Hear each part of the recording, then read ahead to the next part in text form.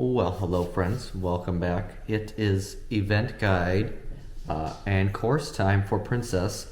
So I thought, kind of like last time, like I did for Marathon Weekend, I would go through just the highlights. I'm not, it's mostly, a lot of it's the same as Marathon Weekend, but there are some changes, some differences. So we'll go through that. But yeah, let's dive in. 3, 2, 1, go!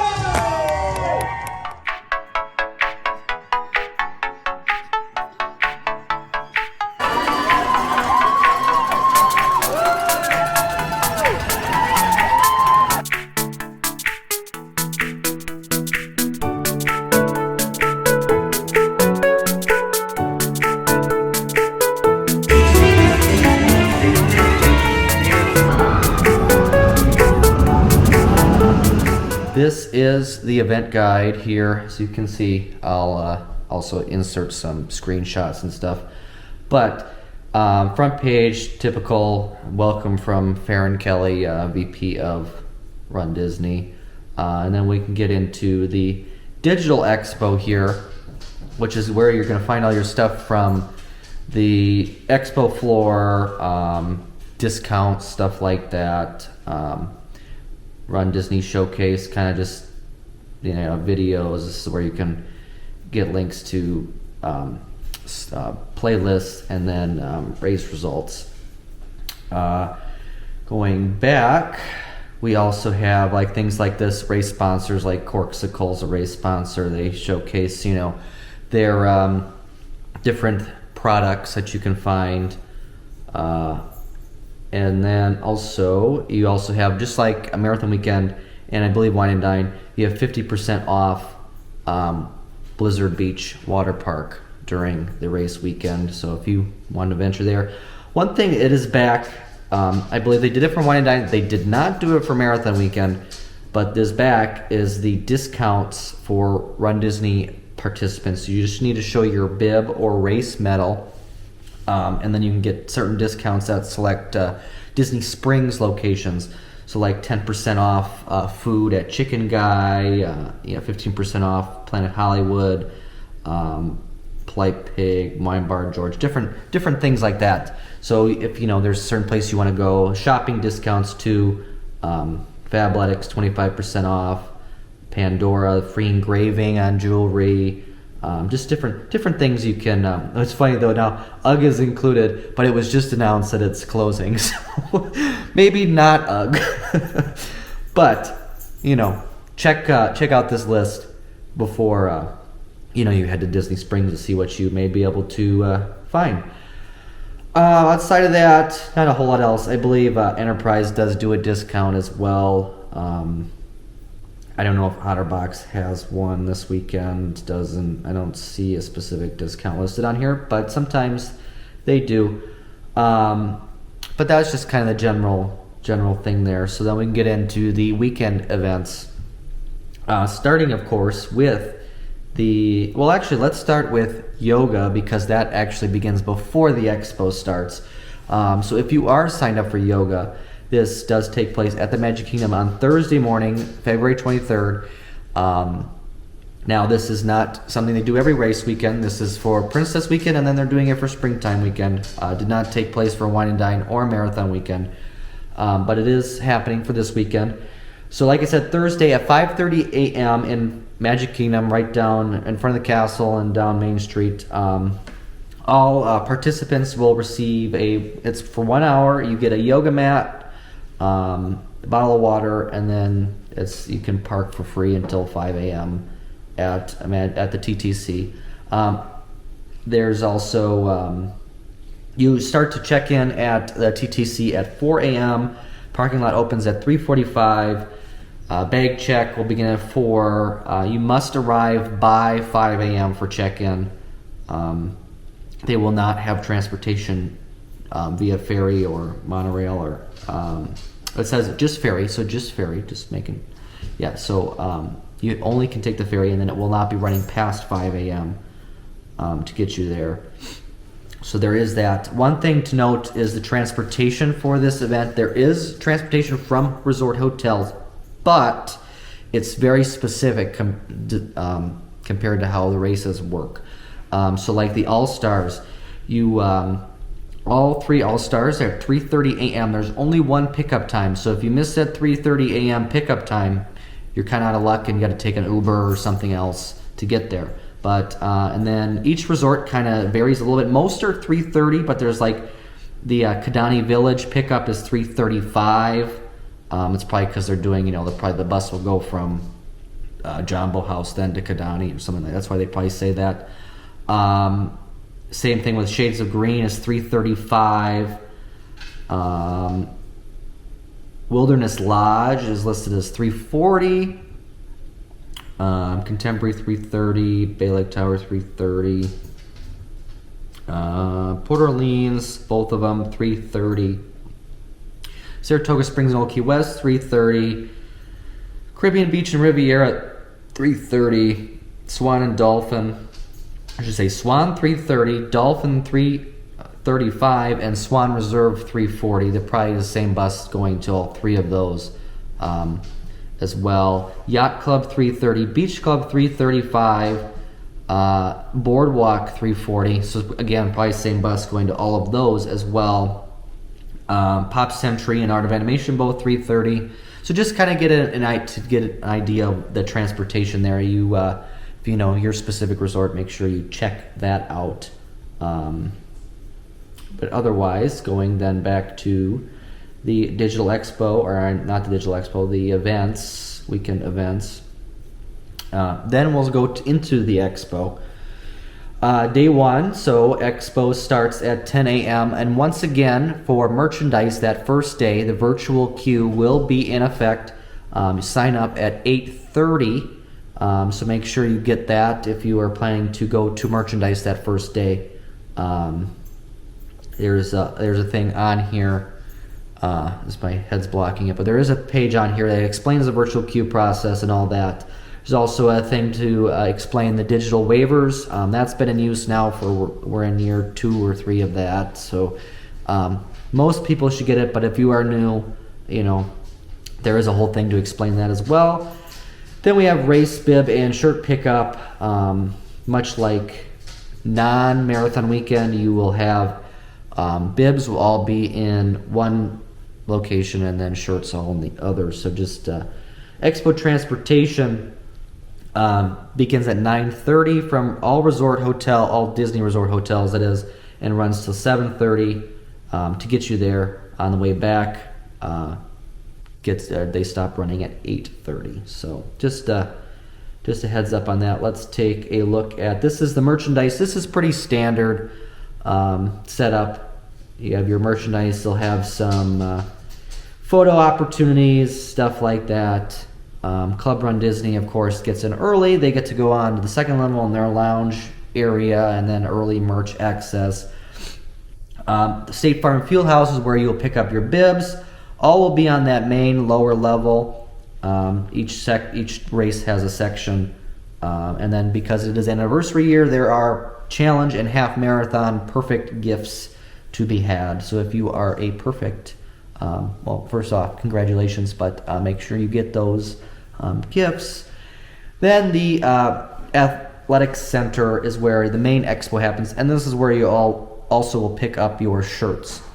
So in the back of the building there will be shirt pickup, but then the whole basically front half is all vendors. That first kind of booth is where Run Disney itself will be. You can see the weekend medals, and then medals for the upcoming springtime surprise, stuff like that. And then there's of course various vendors throughout. So if you want to check out and support the vendors, that's where you will do that. But overall, standard expo, nothing too different, too crazy. Just make sure if you're doing merch, sign up for that virtual queue like we've been doing for the last 2 weekends. Going on to then the 5K, we will first start out with the map. Let's just dive into this right away. This is essentially the standard Disney 5K course. Excuse me. but Jasmine, Aladdin themed here. But we do start in the parking lot, run out backstage, back in under Test Track, into World Showcase, around World Showcase, out by the Skyliner, back in, and then out back through like the Connections Creations area, back behind Mission Space, Guardians, and then to the finish. Nothing too crazy. One water stop, pretty standard.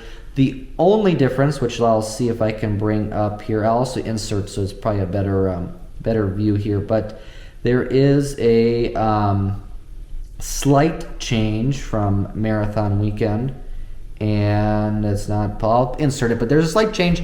There was a tiny little like round, I don't know, like out and back. It was like maybe 10 steps, but it was like right back where the Skyliner International Gateway was. That's you could see that on the course map for the Marathon Weekend 5K. It is not on this one, so they must have just kind of moved that small distance somewhere else. So just something to note. Start and staging for 5K and 10K is the exact same. You obviously have your start groups out in the parking lot to the start. Your reunion area is all standard. There will be water and porta potties and all that stuff on hand per usual. Finish line area, all normal, standard stuff. Food, beverage, entertainment, gear check is all the same standard Run Disney. And then two with your security and bus drop off, all the same. You'll be dropped off in the Epcot bus loop, and then walk through Epcot park security, and then out to the finish, or out to the start, I should say. So that is all that. There's also, some other things like race reminders, race etiquette, spectator for the 5K. We'll touch on this. You can only start or spectate for the 5K at the start and finish area, which is standard. So that is the only, if you're going to spectate the 5K, that's the only spot for that. Also, for race photos, your codes will be on here. Each race tab has this, so don't worry about that, but your codes will be in there as well. And so that's the 5K. As we then move on to the 10K, like I said, the start staging area is all the same for the 5K and 10K, so I won't touch on that, but I will go into the course. And course, now, this is kind of our biggest difference from Marathon Weekend to Princess. But if you ran Wine and Dine, or now I should say our last year's Princess, or last year's Marathon Weekend, this is the same course from that. So you will be running into two parks. Instead of like Marathon Weekend, we did not run into two parks. We just ran Epcot out the Crescent Lake Resort area, then back into Epcot. This one, you start on the highway, go out, and then, so your first essentially 3.5 miles are all road before you do your little dip into Hollywood Studios, which is normal for Hollywood Studios. We never get a ton of Hollywood Studios time, but as you can see, you'll come down Sunset Boulevard, then go out the front gates there, and then down by the bus stops, through that boardwalk area, that International Squeezeway, as some call it, around the boardwalk there, and then back into Epcot, or I should say back in, because this is your first time into Epcot for this race, but you'll go into Epcot kind of by World Showplace, by Canada, in between Canada and the UK there, and then you'll exit out towards the front by Creations, Connections, do that standard exit to the finish line. So that is the 10K. 2 or 3 water stops for this one. They'll all be water. Disney doesn't do Powerade for the 10Ks. So something to keep in mind is there as well. Transportation, I don't think I touched on this for the 5K, which I'll touch because it is the same for the 5K and the 10K here, at least for getting on the bus.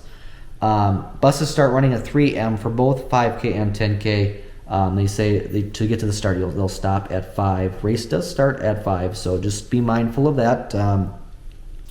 And then post-race buses will stop at 9 a.m. for the 10K. I want to say it's a little bit earlier for that for the 5K. So just again keep in mind there will be people on hand to remind you, hey, this is the last bus, that kind of thing. Make sure you get on that. So just a thing to remember. But yeah, otherwise 5K and 10K is pretty standard. A lot of the same between the two. Spectator viewing. You will have an additional, because it's on the boardwalk, or I should say, you can do the start and finish again for this race, but then because you do run by the boardwalk, you will, if you are staying in that area, it's hard to get to if you are not staying in that area, but if you want to spectate at the boardwalk, you can. Now, during the 10Ks, they are considered a quiet zone, so you can't do a lot of loud cheering, but you can be on hand to spectate there as runners come by. So just something to keep in mind. Then going on to the half marathon, the main event for this weekend. We have, of course, again, same standard stuff here, but let's start with the start staging. So the setup doesn't change throughout the whole weekend, but the big difference between the 5K, 10K, and then the half is this one has a long walk out to the start. Now, last year for Princess, they did not do this due to road construction, so the start was a little different. So if you ran last year, this will be back to the normal start, and if you ran marathon weekend, this is the normal start. So you'll see that. But you have that long, almost mile walk to the start, 6 corrals, A through F. So be mindful of that as well. There are porta potties out by the start, so if you miss them in the staging start, pre-race area, there are more out there. Lines do tend to build, so just be mindful of that as well. Transportation to this one starts a little earlier. Your 2:30 to 4:30 is your to the start transportation. And then post-race transportation is 7:30 to 10:30. So more things to be mindful of. For if you are at a monorail resort, so Poly, Contemporary, or Grand Floridian, they are using the monorail for this race. So if you are staying those, you have to take the monorail for this race. 5K and 10K you take buses, but for the half marathon, monorail only. So another thing to keep in mind. Per usual, no Skyliner transportation for any races this weekend. So just another thing. The only resorts are those monorail resorts that will have to take the monorail on half marathon day only. Other than that, not a whole lot. Spectating is a little bit more for the half, of course. You obviously have that start and finish area. Those are the two. But then you get to the transportation and ticket center. You can spectate there. And then by the Contemporary Resort, they do list that as a spectating spot. So if you are staying there, it's an easy walk out, kind of on that pathway to Magic Kingdom. You can spectate there as well. And then Main Street USA will be open, and you can get in there starting at 5:15 a.m. But to 7:30, that will be open for spectators. The Grand Floridian Poly area is also open to spectators. They'll have that's like the Cone Alley area of the course. You can spectate there, and then of course the finish, and that's it. So those are your spectating areas for the half marathon. Getting into the course itself, this is a very standard Disney half course, exactly the same as marathon weekend half. I couldn't find any really differences between the two, which is normal. Normally, these two have exactly the same course for the half marathon. So as you start on what I believe World Drive there, and then heading out, and then off to Magic Kingdom, run through the Magic Kingdom parking lot, Toll Plaza, that kind of thing, up past the Contemporary, through the Magic Kingdom bus stops, in through the entrance of Magic Kingdom, and then up Main Street into Tomorrowland. You don't go into Fantasyland or into the back of Fantasyland so much. You go by in front of Mine Train there. I know some races that kind of varies, but you're in the front of Mine Train there, this one. Through the castle, through Liberty Square, and then through Frontierland out the back. Then you go by into Cone Alley, through Grand Floridian, Poly, Shades of Green area, and then back up, and you do your overpass back into Epcot. You'll enter in by Figment, the Land, that area, out straight through through Connections Creations again, out the back behind Mission Space, Guardians, and to the finish. And that is the 2023 Princess Half Marathon, 15th anniversary, so 15th running of the Disney Princess Half Marathon weekend. Nothing too much else to really touch on with that. Like I said, most stuff pretty much the same from Marathon weekend. Again, you have your photo pass things will be in here. Transportation road closures. Nothing. If you obviously are spectating, be mindful that roads will close, so you may have to take alternate routes to to different, wherever you're spectating. But that, I think, is pretty much it for the digital guide and courses. Nothing too crazy, pretty standard. So yeah, I think that will do it, and I hope to see you all at Princess Half Marathon Weekend.